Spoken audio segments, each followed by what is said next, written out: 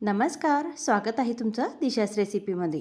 आज आपण अगदी सोप्या पद्धतीने खुसखुशीत अशी मटर कचोरी करणार आहे आणि वाटाणे म्हणजे मटरचे सीजन चालू आहे, तर एकदा अशा पद्धतीने रेसिपी तुम्ही नक्की करून बघा, सगळ्यांना खूप आवडेल। चला तर मग रेसिपीला सुरुवात करूया। आता इथं मी वाटाणे व्यवस्थित निवडून घेतलेले आहे। आता वाटाणे आपल्याला थोडे शिजवून घ्यायचे आहे, तर काय करायचं, कडकडीत पाणी गरम करायचं आणि त्यामध्ये वाटाणे टाकायचे आणि थोडा वेळ असेच उकळू द्यायचे आहे। 5 ते 6 मिनिटं उकळू द्यायचे आणि नंतर एका प्लेटमध्ये काढायचे आहे। तुम्ही वाटाणे भाजूनही घेऊ शकतात, पण थोडे उकळून घेतले ना तर वाटाणे कचोरीमध्ये अजिबात कच्चे लागणार नाही। आता मैदा मळून घ्यायचा आहे, त्यासाठी 2 चमचे तेल टाकायचं, तेलचं छान मोहन द्यायचं म्हणजे खुसखुशीत अशी कचोरी तयार होते। नंतर ओवा टाकायचा आणि चवीनुसार मीठ टाकायचं आहे। आता इथं मोहन द्यायचं आहे, तर थोडं मैदा आपल्याला हातावरती चोडून घ्यायचं आहे, म्हणजे काय होईल ना, छान असे खुसखुशीत कचोऱ्या तयार होतात। तर त्यासाठी मोहन छान द्यायचं आणि बघा मूठ अगदी सहज ओढत आहे, म्हणजे आपलं मोहन व्यवस्थित दिलं गेलेलं आहे। आता यामध्ये थोडं पाणी टाकायचं आणि पीठ आपल्याला मळून घ्यायचं आहे। आता इथं तुम्ही गव्हाचं पीठही घेऊ शकतात, पण इथं मी मैद्याचाच वापर केलेला आहे। आता बघा थोडं पाणी टाकायचं आणि छान असा घट्टसर गोळा मळून घ्यायचा आहे। आता जास्तही घट्ट करू नका किंवा जास्तही सैलसर आपल्याला गोळा मळायचा नाही, अगदी व्यवस्थित अशा कचोऱ्या तयार होतील अशा पद्धतीने आपल्याला गोळा मळून घ्यायचा आहे। आता आपल्याला हे झाकून ठेवायचं आहे। आता तोपर्यंत वाटाणे गार झालेले आहे। आता वाटाणे आपल्याला मिक्सरला थोडे बारीक करून घ्यायचे आहे, जास्तही बारीक करायचे नाही, जाडसर असं आपल्याला बारीक करायचे आहे। आणि नंतर 1 चमचा धने घ्यायचे आहे आणि 1 चमचा शोप घ्यायचे आहे। शोपचं प्रमाण तुम्ही थोडंसं जास्तही घेऊ शकतात। आणि नंतर यामध्ये 4 ते 5 काळे मिरी घ्यायचे आहे, याच्याने कचोरीला खूप जास्त छान टेस्ट येते। आता हे थोडंसं आपल्याला जाडसर कुटून घ्यायचं आहे, तुम्ही मिक्सरलाही फिरून घेऊ शकतात, पण इथं मी थोडंसं जाडसर कुटून घेतलेलं आहे। आता एका वाटीमध्ये काढायचं आहे आणि आता लगेचच आपल्याला सारण तयार करायचं आहे। त्यासाठी काय करायचं, गॅसवर कढई ठेवायची, त्यामध्ये अगदी थोडंसं तेल टाकायचं, जास्त तेल अजिबात टाकायचं नाही।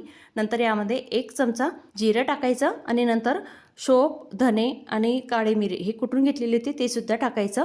एक छोटासा चमचा हिंग टाकायचा आणि कस्तुरी मेथी टाकायची आहे। आता हे थोडंसं परतवून घ्यायचं आणि लगेचच त्यामध्ये आपल्याला बारीक करून घेतलेले मटर टाकायचे आहे, म्हणजे वाटाणे टाकायचे। आता आपल्याला यामध्ये लगेचच आपले मसाले टाकायचे आहे। त्यामध्ये काय करायचं, एक छोटा चमचा जिरा पावडर टाकायची, 1.5 चमचा मी इथं तिखट टाकलेलं आहे, तिखट तुमच्या आवडीनुसार टाकू शकतात। नंतर अर्धा चमचा हळद, अर्धा चमचा गरम मसाला टाकायचा। नंतर यामध्ये अर्धा चमचा धने पावडर टाकायची, नंतर चवीनुसार मीठ टाकायचं आहे आणि इथं अर्धा चमचा चाट मसाला टाकायचा। चाट मसाला टाकल्याने कचोरीला मस्त टेस्ट येते, तर त्यासाठी चाट मसाला नक्की टाकायचा आणि नंतर थोडं मिक्स करायचं। आता यामध्ये 1 चमचा बेसन टाकायचं, त्यावर थोडंसं तेल टाकायचं आणि बेसन आपल्याला भाजून घ्यायचं आहे। सारण थोडं बाजूला करायचं आणि त्यामध्येच आपल्याला भाजून घ्यायचं आहे। आता बेसन भाजून झालेलं आहे, आता सर्व सारण आपल्याला मिक्स करायचं आहे।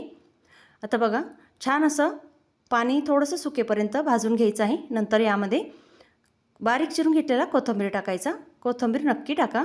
आणि आता बघा छान असं सुटसुटीत सारण तयार झालेलं आहे आणि तेलाचा वापर कमी करायचा, तेलाचा वापर कमी केल्याने कचोरीचं आतलं सारण छान लागते आणि तेलकट अजिबात लागत नाही। आता थोडं गार झालेलं आहे, आता लगेचच त्याचे छोटे छोटे गोळे करून घ्यायचे आहे किंवा तुमच्या आवडीप्रमाणे करून घेऊ शकतात, कारण कचोरीचा साईज म्हणजे आकार मी छोटासा करणार आहे, त्यासाठी छोटे गोळे केलेले आहे।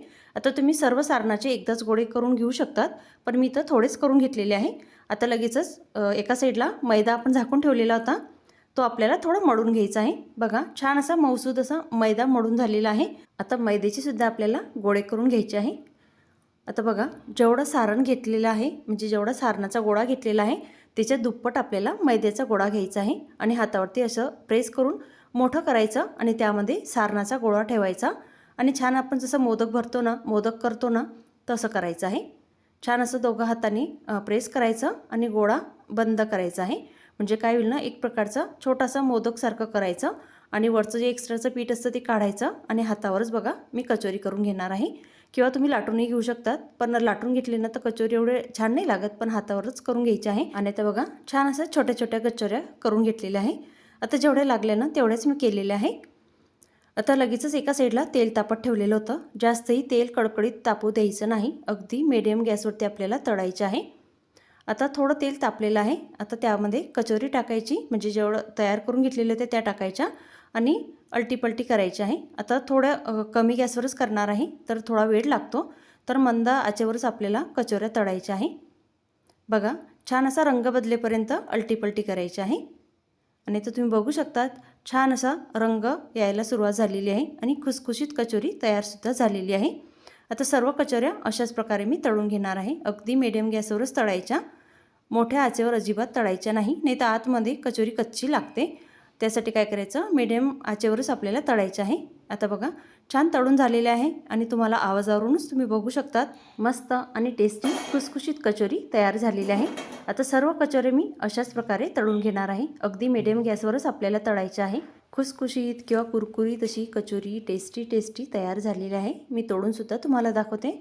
गरमागरम कचोरी तयार झालेली आहे। बघा सारणसुद्धा बघू शकतात किती मस्त झालेलं आहे आणि गरमागरम कचोरी म्हटलं तर सगळ्यांना खूप आवडते। आता जशी बाहेर भेटते ना तशी कचोरी आपल्याला तयार करायची आहे। त्यासाठी कचोरी अशा प्रकारे तयार करायची।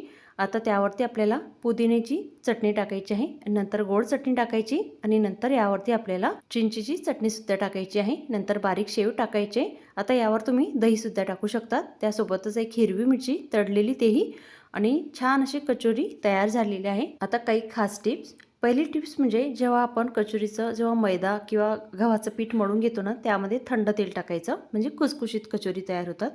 आणि नंतर जे वाटाण्याचं सारण जे आपण तयार करतो त्यामध्ये 1 चमचा बेसन नक्की टाका। बेसन टाकल्याने सारणाला छान चव येते। आणि दुसरं म्हणजे यामध्ये तुम्ही आमसूल पावडर किंवा चाट मसाला अर्धा चमचा नक्की टाका, त्याच्याने सुद्धा कचोरी खूप छान होते। आणि सगळ्यात महत्त्वाचं म्हणजे अगदी साध्या आणि सोप्या पद्धतीने ही रेसिपी मी केलेली आहे। तुम्ही सुद्धा एकदा ही रेसिपी नक्की ट्राय करून बघा आणि रेसिपी आवडली असेल तर लाईक करा, शेअर करा आणि चॅनलला सबस्क्राईब करा। धन्यवाद।